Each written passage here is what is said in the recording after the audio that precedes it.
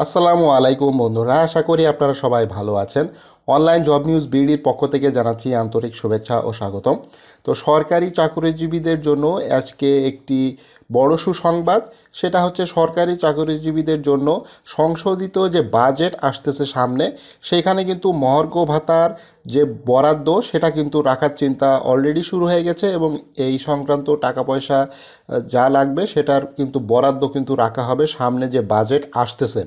তো এখানে সংশোধিত যে বাজেট, অর্থাৎ বাজেট তো একটা সংশোধন করা হবে, কারণ সামনে বিগত সরকার একটা খসড়া বাজেট কিন্তু প্রণয়ন করেছিল। তো সেটাতে কোনো মর্গ ভাতার কোনো হিসাব নিকেশ ছিল না, বাট এখন কিন্তু একটা পূর্ণাঙ্গ একটি বাজেট ঘোষণা করা হবে, যেটা সংশোধন করা হবে এবং সেই সংশোধিত বাজেটে সরকারি কর্মকর্তা কর্মচারীর জন্য মর্গ ভাতা খাতে বরাদ্দ রাখার চিন্তাভাবনা করা হচ্ছে। আজ সোমবার জাতীয় অর্থনৈতিক পরিষদ নির্বাহী কমিটি একনেকের সভা শেষে পরিকল্পনা ও শিক্ষা উপদেষ্টা ওয়াহিউদ্দিন মাহমুদ এই ইঙ্গিত দেন। এই পরিকল্পনা উপদেষ্টা এখন কিন্তু ওয়াহিউদ্দিন মাহমুদ, ইনি শিক্ষা উপদেষ্টা হিসেবেও কর্মরত আছেন। তিনি কিন্তু এই ইঙ্গিত দিয়েছেন যে সরকারি কর্মকর্তা কর্মচারীদের জন্য যে মহার্ঘ ভাতা দেওয়া হবে সেটার কিন্তু বাজেটে বরাদ্দ রাখা হবে। চলতি অর্থ বছরে সংশোধিত বাজেট সম্পর্কে ওয়াহিউদ্দিন মাহমুদ সাংবাদিকদের বলেন, বাজেট ঘাটতি সহনীয় পর্যায়ে রাখতে উন্নয়ন বাজেট সমন্বয় করতে হবে। সরকারি কর্মচারীদের বহু ধরনের দাবি দাওয়া মেটাতে গিয়ে বেতন ভাতা বাড়ানোর বিষয় আছে। এখানে কিন্তু একটা জিনিস বলে রাখা ভালো, এবং সরকারি চাকরিজীবীদের কিন্তু আসলে বেতনও কিন্তু এখানে বাড়তেছে। মহার্ঘ ভাতার বিষয় আছে, তাই রাজস্ব খাতে ব্যয় কমিয়ে রাখা খুবই কঠিন। কাজেই সব কিছু আমাদের উন্নয়ন বাজেটের উপরে এসে পড়ে। উন্নয়ন বাজেট কমাতে হবে।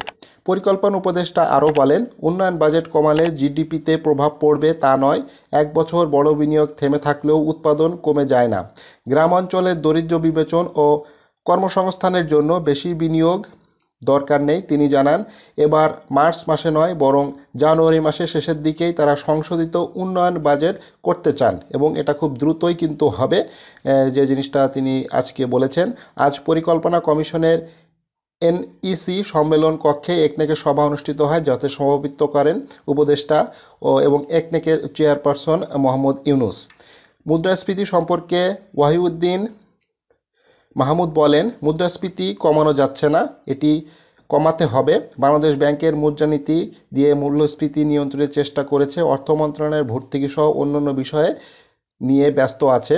উপদেষ্টা জানান, এখন থেকে কোনো প্রকল্প গ্রহণের সময় পরিবেশ বিশেষজ্ঞদের সম্পৃক্ত করতে হবে, কারণ প্রায় সব প্রকল্পই পরিবেশের উপর কোনো না কোনোভাবে প্রভাব ফেলে। শেষ প্রকল্প নেয়ার ক্ষেত্রে স্থানীয় কৃষকদের মতামতকে গুরুত্ব দেওয়া হবে বলে তিনি জানান। তিনি আরও বলেন, আগের সরকার আমলে গ্যাস খাত অবহেলিত ছিল। ওয়াহিউদ্দিন মাহমুদ বলেন, মন্ত্রণালয় ও বিভাগগুলো ডিও লেটার দিয়ে বিভিন্ন এলাকার সমস্যা চিহ্নিত করে প্রস্তাব পাঠাতে, কেননা এখন স্থানীয় পর্যায়ে কোনো সংসদ সদস্য নেই, আছে শুধু আমাদের আমলারা আর উপদেষ্টারা। তাই উপদেষ্টারা বিভিন্ন এলাকায় গিয়ে খোঁজখবর নিচ্ছে, রাস্তাঘাট কোথায় কী সংস্কার দরকার সেসব সমাধান করতে হবে। তো এই একনেকের যে অনুমোদন হয়েছে, একনেকে কিন্তু আরও বেশ কিছু প্রকল্প অনুমোদন করা হয়েছে। তো এই অনুমোদন এর সাথে সাথে যে জিনিসটা সবচাইতে গুরুত্বপূর্ণ, সেটা হচ্ছে সরকারি কর্মকর্তা কর্মচারীদের জন্য যে আসছে যে বাজেট আসতেছে, সেই সংশোধিত বাজেটে কিন্তু মহার্ঘ ভাতার দেওয়া হবে এবং সেই মহার্ঘ ভাতা দেওয়ার জন্য যে বরাদ্দকৃত টাকা সেটা কিন্তু বরাদ্দ রাখা হবে এবং এ সংক্রান্ত কাজ কিন্তু অলরেডি এই বর্তমান সরকার কিন্তু শুরু করে দিয়েছে। 7 সদস্যের একটি কমিটি কিন্তু গঠন করা হয়েছে, সেই কমিটি কিন্তু তাদের কাজ করতেছে। তারা কিন্তু সুপারিশ করবে সরকারের কাছে যে কত পার্সেন্ট, যে বেসিকের কত পার্সেন্ট মহার্ঘ ভাতা দেওয়া যেতে পারে, সেটার আলোকে কিন্তু অলরেডি যে পরিকল্পনা কমিশনের উপদেষ্টা আছেন, অর্থ মন্ত্রণালয়ের উপদেষ্টা আছেন, তারা কিন্তু অলরেডি কাজ শুরু করে দিয়েছেন।